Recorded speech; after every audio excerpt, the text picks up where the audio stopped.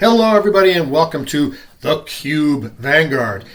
I've been away for a long time, and people were asking, what happened to the Kube Vanguard? What happened to Jeff? Did he disappear?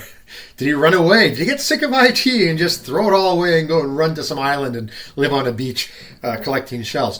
No, I was kind of busy. Fall is a difficult time for a lot of us because especially in the northern hemisphere, because the temperature starts to change, the days get darker, and we all get really depressed because we know there can be big snowstorms coming. But then we get out of it, right? And one of the things that got me out of it was the Veeam 100 Summit, okay? Which Veeam has every year. It's a collection of the Veeam Legends, the Veeam Vanguards, and the Veeam MVPs. And I've got a description in my blog post, and there are other blog posts about this as well, but it's the Veeam community. And they have this summit every year, and it was in Prague this year. I think it's normally in Prague, which is a fantastic city. And so it's just very hard to get depressed when you're in Prague, walking around, seeing all the sights and all that, and having all these social events. You know, you can try, but it doesn't happen, right? Until you leave, of course, and then you go back to, or if you get your cell phone bill if you didn't, correctly sign up for the right one. But I did all that. I was fine. In fact, I didn't even have data when I was there because Canadian telcos absorbent prices, I just decided not to try it, which was fine, except because you use the Wi-Fi and you go to cafes and stuff. The only problem is what I did learn was, your little maps, like Google Maps and all that. So if you don't have data, if you're in the cafe with the Wi-Fi, you look, it's fine. But then if you're out somewhere and then you try to focus in because you want to see the side streets, guess what? The map disappears because there's no data connection. So you learn these things. You have to go back to the old school, finding the paper map. And then of course, everyone looks at you because no one does it anymore. How many people do you see walking around with a map and a compass? It was the Veeam 100 Summit. It was excellent. And, got to see a lot of old friends, made a lot of new friends. It's fascinating not only because of the information that you get from Veeam, which is really interesting and deep about their products and whatnot, what's coming in the future, very useful. But obviously the social engagements, which we really missed during COVID, it's just wonderful to see all these specialists from all the world talk to them, and in such an environment, such a place.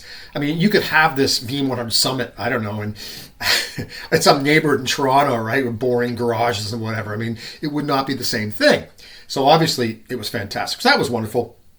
And apart from that, we all got back. Everyone got sick after that, of course.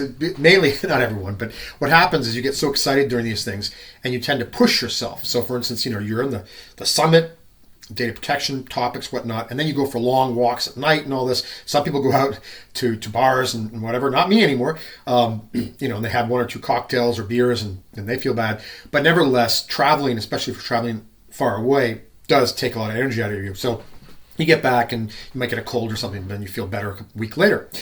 So the Veeam 100 Summit was on. I've also recently gotten really interested in object storage. That's because Veeam is starting to really leverage object storage ever since Veeam 12. As you know, you can directly back up to an object storage repository. So I've been doing some research on object storage, where it came from, how long it's been around for, and all the bits and pieces, which I'm probably going to write a blog about, but it really is fascinating. I mean, people used to tell me that storage was boring, but object storage is not boring. I mean, it is really cool. And Veeam's doing a lot of great things with it. So I'm going to write a post about that. Actually, I might do a show about that in the future. And during the Veeam 100 Summit, there was something new. They actually invited Object First and Wasabi to come and do a demo for us. So that's the first time I've seen third-party vendors invited. But it was fantastic because they gave deep insights into not only their products, but also about object storage. So I learned quite a bit. So that was wonderful as well. So what else are we going to talk about today? Well, I'm thinking of making some changes to the show. This is the Kube Vanguard. So I talk mainly Kubernetes. But I'm going to probably talk more about Veeam going forward as well, other aspects of Veeam as well, simply because it's fun. But Kubernetes is going nowhere, as you know. I'll also mention during the Veeam 100 Summit, the first day, right, was a Kasten K10 workshop with Michael Cade. Okay, so, I mean, day one, Michael Cade, K10, just saying, you don't have to be a genius to figure out that means it's important. And it was full to the brim, right? And it was really a lot of fun. And so Kubernetes is only marching forward. But Veeam's not staying still either, is what I'm trying to say. And so it's fascinating. Some of the insights we got about Veeam 12.1, which is coming out possibly towards the end of the year, are amazing. That's all I can say. It's a fantastic product.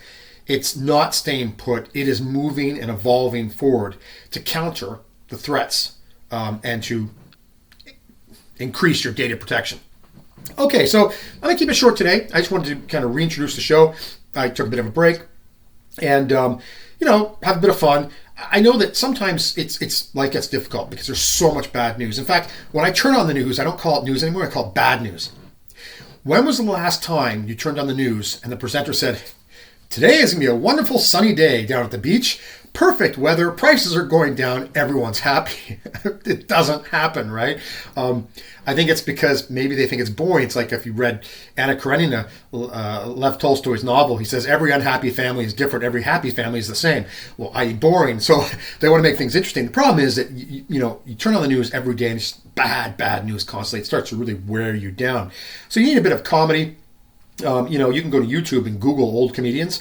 Not old as an old, but I mean from yesteryear. People like Robin Williams. I just like these. Rodney Dangerfield. Really funny. The modern ones are good too, except the modern ones, all they do is swear. I don't know if but the older ones, you look at them, they never swore, but it was really funny. And I think that's a bit of a skill, right? It's easy to shock. It's hard to do things, I don't know, without swearing, I guess. Hey, don't worry, I swear. If my server breaks down, believe me, I'll be number one in the line. But I think in entertainment, you've got to try to use skill. Anyways, enough of my complaining about modern comedians. So, what's going to happen going forward? Well, it's going to be a lot of interesting news, I think, possibly tomorrow.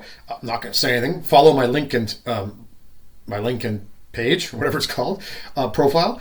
And I'm going to continue with the Kube Vanguard and consider Kubernetes subjects, as I said before, but also I'm going to try to introduce more and more interesting things about Veeam 12 because, Veeam 12 and Kubernetes and K10 are getting closer and closer anyways, but also there's a lot of interest in it and it's a fantastic product.